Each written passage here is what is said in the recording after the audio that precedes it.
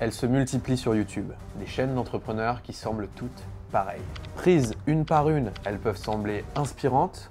Pourtant, quand on les regarde ensemble avec du recul, il y a une vraie sensation de réchauffer, de copier-coller qui s'installe. Sauf que le truc, c'est que ça marche. Toutes ces chaînes qui copie-collent des chaînes d'entrepreneurs américains, en fait, elles fonctionnent au niveau des stats. Alors, est-ce qu'ils ont tout compris? Est-ce que faire du copier-coller, c'est ça la réelle clé du succès sur YouTube? Ou bien, est-ce qu'il y a quelque chose d'autre qui se joue ici? Quelque chose qu'on ne voit pas au premier abord, mais qui est pourtant crucial pour créer une véritable audience sur YouTube. Parce que par le passé, si on regarde bien, dans la niche de la photographie sur YouTube, on a eu ce phénomène de créateurs qui ont commencé à proliférer avec des mastodontes qui ont fait des millions de vues et puis plein de chaînes qui ont commencé à apparaître qui étaient toutes plus ou moins des copies les unes des autres. Et aujourd'hui, les vues de toutes ces chaînes ont chuté, elles ont été remplacées et c'est en train de se casser la gueule. C'est maintenant au tour de gros créateurs business de commencer peu à peu à subir le même sort. On a des chaînes comme celle d'Ali Abdaal qui faisait avant des dizaines de millions de vues qui maintenant en font moins, des chaînes comme celle de Danko qui perdent un petit peu en vitesse également. Et globalement, avec tous les changements d'algorithme YouTube, pas mal de grosses chaînes qui sont en train d'en prendre un coup. Et à côté de ça, il y a des ovnis comme par exemple Casey Neistat qui ne postent pas pendant plusieurs mois et qui drop une vidéo qui va faire plusieurs millions de vues. Alors comment ça se fait qu'il y ait des créateurs qui soient suivis quoi qu'ils postent alors que d'autres tombent totalement dans l'oubli? Est-ce que c'est juste une question de timing? C'est le premier qui ramène un nouveau format, qui rafle tout, et les autres qui sont condamnés à rester dans l'ombre? Ou est-ce que ce serait pas un petit peu plus compliqué que ça? Aujourd'hui, on plonge dans le phénomène des clones de l'entrepreneuriat sur YouTube. On va chercher à comprendre ce qui fait la différence entre un créateur qu'on suit et un créateur qu'on oublie.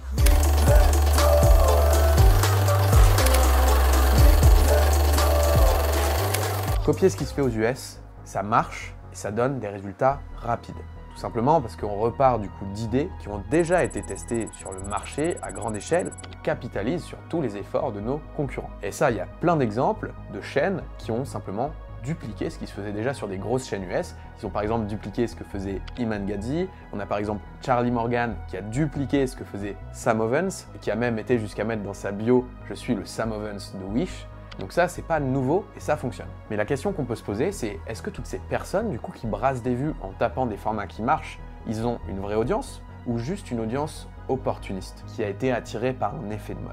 Comment est-ce qu'on peut prétendre créer un lien unique avec une audience sincère qui durera du coup sur la durée si en fait notre contenu n'est pas le nôtre mais simplement une copie ou une usurpation du contenu d'autrui? Et c'est ça la limite de cette stratégie de copier-coller. Les créateurs ne développent pas leur ADN propre et du coup leur audience elle n'est pas attachée à eux mais au contenu qu'ils reproduisent. Le truc c'est que toutes ces chaînes deviennent alors interchangeables et si on a simplement copié ce qui marche, on est totalement à la merci de se faire remplacer par un prochain clone qui ferait exactement pareil que nous, mais de manière simplement plus charismatique, plus dynamique. Tout simplement parce qu'on n'a aucun différenciateur.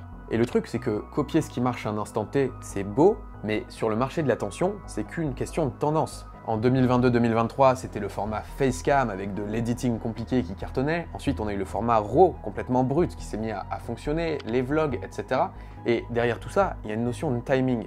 Et donc, si on ne sait que copier, on sera toujours un petit temps en retard. Ce qui fait que quand la tendance va passer, fatalement, on va commencer à se faire oublier. Beaucoup de créateurs avaient un format qui marchait, comme par exemple Peter McKinnon, Daniel Schiffer, dont on avait déjà parlé sur cette chaîne. Mais le truc, c'est que comme ils ne l'ont pas forcément renouvelé, peu à peu, l'audience s'est habituée, peu à peu, les gens ont grandi, ont évolué. Et moi d'ailleurs, je regardais leurs vidéos à l'époque, mais leur contenu n'a pas forcément évolué en même temps et les vues ont chuté. Parce que rien n'est permanent sur ce marché de l'attention sur YouTube.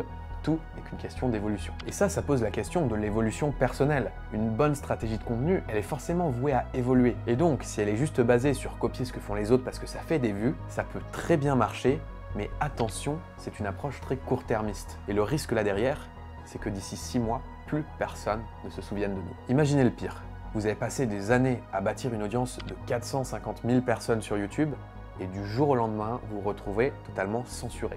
Vous perdez tout. C'est exactement ce qui est arrivé à la chaîne Cocobongo, des amis qui prônent la fête et le lâcher-prise. Pourtant, quand Scott, un des membres fondateurs du groupe, a posté une vidéo sur une chaîne complètement vide, il a fait 450 000 vues dès sa première vidéo. Les gens étaient toujours là pour le suivre, parce qu'au fil du temps, il y a un lien quasi sacré et irremplaçable qui avait été créé entre son audience et lui. Et ça se fait pas en copiant. Alors comment est-ce qu'il a fait?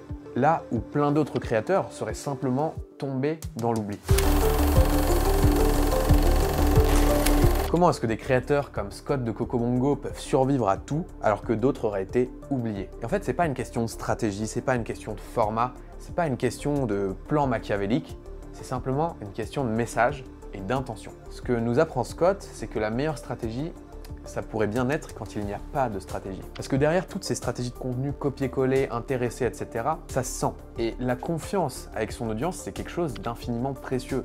On ne le mesure pas à travers les vues YouTube, mais c'est quelque chose qui se gagne durement et qui peut se perdre en une seconde. Une collaboration un peu douteuse, une vente un petit peu mal placée, et on peut très vite perdre cette réciprocité qui a été installée avec l'audience. Et en fait, ce qu'il faut comprendre ici, c'est que les gens, ils suivent pas un format, ils suivent une vision et une énergie. Celui qui domine en ce moment la niche business sur YouTube, c'est Alex Hormozy. Et les gens, ils le suivent pas tellement pour ses formats sophistiqués, ils le suivent pour sa vision, son message. Rendre les skills business accessibles à n'importe qui. On a un autre bon exemple en France, en la personne de Théo Lion. Il aurait pu simplement copier-coller ce qui marche dans sa stratégie de contenu, mais à la place, il a décidé de faire des contenus plus introspectifs et il a décidé de tracer sa propre voie.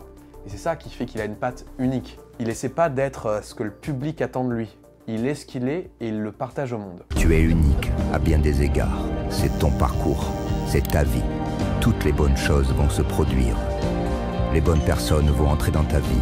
Tu te créeras une situation qui t'apportera tout le sens dont tu as besoin. Tu voyageras à travers le monde et feras des découvertes fantastiques. Tu connaîtras des jours pleins de simplicité et de sérénité. Et ton art aura un impact. Tu seras apprécié pour ta dévotion. Ne t'inquiète pas autant. Lance-toi pleinement et sans retenue. Tu partiras sans regret en sachant que tu as mis tout ton cœur. Quand on fait du contenu uniquement en pensant aux résultats, on peut bien risquer de s'oublier en chemin. Au départ, on fait des vidéos pour s'exprimer, puis on commence à se soucier des clics, des vues, de l'engagement et de ce que le public attend. Et alors, il est plus important que jamais de se reconnecter à soi. Et ça, c'est un piège fréquent qui a touché beaucoup de monde. Par exemple, il y avait Antoine Daniel dont l'émission What the Cut cartonnait, qui s'est retrouvé un peu prisonnier de ce format-là et qui avait juste plus envie de le faire. Ou encore la chaîne Cinecom.net qui faisait des tutoriels d'effets spéciaux et qui cartonnait aux États-Unis, mais malgré ce succès, qui a décidé d'annoncer la fin parce qu'il se retrouvait juste plus dans ce qu'il faisait. Et c'est aussi le cas de tous les entrepreneurs qui vont tourner leurs vidéos comme s'ils allaient à l'abattoir. Well, so I was making certain content like social media marketing agency content. And I had the like Iman Ghaji background, and I had the special, the crazy editing, and I had the black screen and the fancy light that made my eyes burn. And like, I just got so sick of it, man. Like the content I was making the same videos. I was just like, this is boring. I wouldn't even watch this content. Heureusement, il existe un autre chemin. La meilleure manière de faire du contenu unique, c'est sans doute de faire celui qu'on aurait adoré voir sur la plateforme. What content on YouTube do I actually watch? Like, what do I go to? And I just started making videos I wanted to make. Alors, on peut faire ce qui marche, mais on peut surtout le faire à notre manière. Ne nous privons pas de faire des formats qui marchent, mais gardons aussi de la place pour la nouveauté. Créer du contenu sincère, ça peut pas se faire sur commande. Ça doit venir des tripes. Alors peut-être qu'aujourd'hui, on voit juste les métriques que YouTube nous donne, des indicateurs, des vues, etc.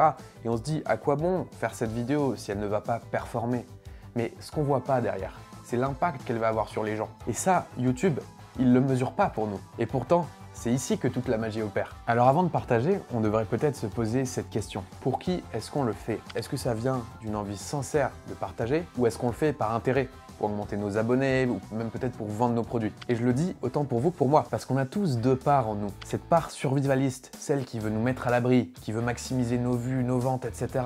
Et c'est pour notre bien, il n'y a rien de mal à ça. Mais elle peut nous pousser à voir court terme, à simplement vouloir copier ce qui marche, à vouloir optimiser nos profits à l'instant T, mais au prix de notre spontanéité. Mais si on n'écoute que cette part-là, on risque de finir d'être un clone de plus, qui aura rien apporté. Mais d'un autre côté, on a aussi cette part plus pure, qui est vraiment connectée à ce qui compte pour nous et ce qui nous rend unique. Alors, quelle voie allons-nous choisir? Être ce génie qui explore, se trompe et lance la nouvelle tendance malgré lui? Ou le mec qui le regarde faire en attendant, prêt à le copier comme tous les autres quand ça marchera? Est-ce qu'on veut surfer la vague ou devenir le bateau qui crée la vague? Offre qui tu es, pas qui tu penses que le monde attend que tu sois. Parce que je te le promets, tu es suffisant. À la fin, tu réalises que c'est juste toi. Cela a toujours été toi. Peut-être que la fin heureuse, c'est toi qui avances et qui embrasse le changement. Oui, copier marche. Et et ça rapporte de l'argent. Mais ça peut aussi nous faire oublier pourquoi on a commencé. Et à l'heure où les clones prolifèrent sur YouTube, nous pouvons faire différemment. Il existe un autre chemin possible.